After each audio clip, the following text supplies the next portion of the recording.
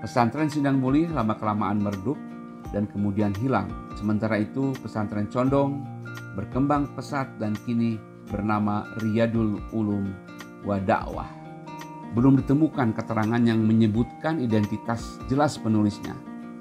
Jadi masih misterius siapa sebetulnya penulis kitab ini.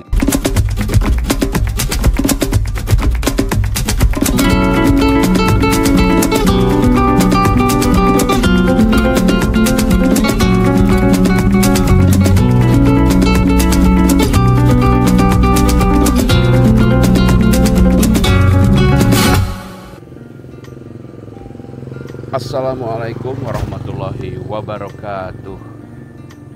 Jumpa kembali teman-teman di kanal Jurnal Abah. Ini masih dalam suasana lebaran. Kita sedang mudik ke kampung halaman. Kampung saya di Kampung Sindang Mulih, Desa Sukamenak, Kecamatan Purbaratu, Kota Tasikmalaya. Suasana kampung pagi ini segar, tidak terlalu bising. Semalam hujan turun cukup deras. Kampung Sindang Mulih adalah sebuah kampung kecil ya, yang agak terpisah dari kampung lainnya. Luas kampung ini juga tidak terlalu besar. Rumah-rumah di kampung ini tidak pernah bertambah secara drastis gitu. Dari dulu sampai sekarang, ya tidak lebih dari sekitar 20 suhunan di sini. Tidak lebih dari 20 rumah. Walaupun kemudian muncul rumah-rumah baru, tapi tidak menambah secara signifikan. Pada sebuah peta lama tertulis satu titik yang disebut dalam peta itu sebagai pesantren Nagrog. Nah, yang dimaksud dengan pesantren Nagrog adalah pesantren yang ada di Kampung Sindang Mulih ini. Nagrog sendiri adalah kampung sebelah, kampung tetangga. Menurut cerita-cerita dari orang tua, dulu sebuah pesantren yang banyak diminati oleh warga Tasikmalaya dan sekitarnya untuk nyantri. Nah, keberadaan pesantren di Sindang Mulih tidak terlepas dari sosok Kiai Haji Adrai, yaitu putra dari Kiai Haji Nawawi, pendiri pesantren Condong, yang lokasinya sekarang masuk ke wilayah Kelurahan Setianegara, Ciberem, Kota Tasikmalaya.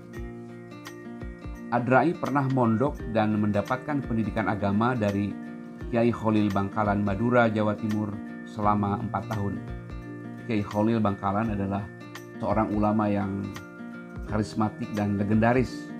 Kemudian sang ayah memberangkatkan Kiai Adrai ini ke Mekah dan bermukim di sana selama 7 tahun.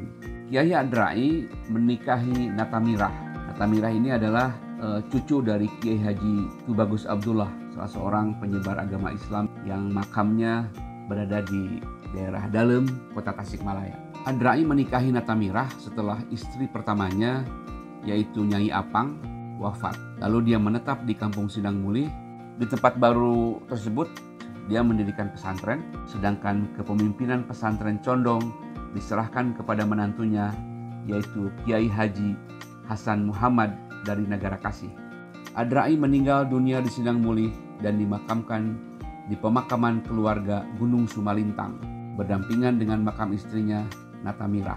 Pesantren Sindang Mulih lama-kelamaan meredup dan kemudian hilang. Sementara itu pesantren Condong berkembang pesat dan kini bernama Riyadul Ulum wa Da'wah. Eksistensi pesantren Nagrog atau Sindang Mulih ini kemudian diperkuat juga dengan hadirnya buku Mama Kudang yang ditulis oleh Dr. Haji A. Zaki Mubarok. Di situ dituliskan bahwa Mama Kudang pernah menjadi santri Kiai Haji Adrai di pesantren Nagrog, Ciberem, Tasikmalaya.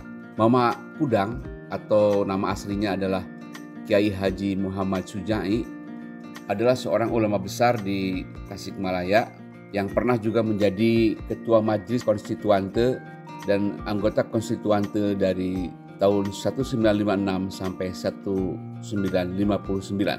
Beliau lahir pada tahun 1835 dan meninggal pada tahun 1966. Walaupun peninggalan fisik berupa bangunan yang tidak terlihat sebagai sebuah bekas pesantren, tapi ada jejak lain yang bisa menunjukkan ke arah itu. Di Kampung Sindang Mulih tersimpan 3 kitab tulisan tangan yang merupakan kitab kuno. Ketiga kitab itu berbahan kertas yang agak kasar, masing-masing jilidnya terbuat dari kulit asli. Sementara itu halaman-halaman kitabnya secara umum masih utuh. Hanya ada beberapa yang terkena rayap dan ada yang ternoda bekas terkena air atau lembab. Tulisan dalam kitab tersebut menggunakan tinta hitam, sedangkan tinta merah digunakan untuk menuliskan kalimat-kalimat yang penting atau perlu penekanan tertentu. Melalui bantuan dari mereka yang paham bahasa Arab, kemudian terkonfirmasi bahwa kitab-kitab tersebut merupakan salinan kitab tafsir Al-Quran Jalalain. Kemudian lidah Sunda menyebutnya sebagai Jalalain.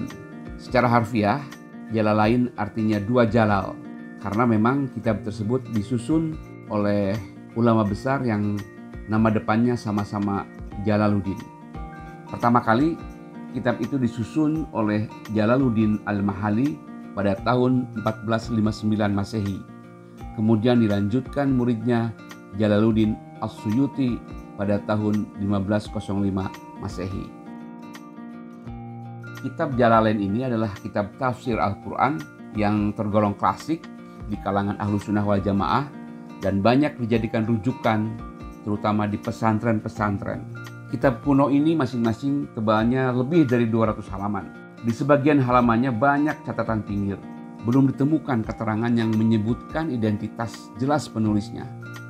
Jadi masih misterius siapa sebetulnya penulis kitab ini atau penyalin kitab ini yang melakukan penulisan kembali tafsir Jalalain ke dalam kitab tersebut.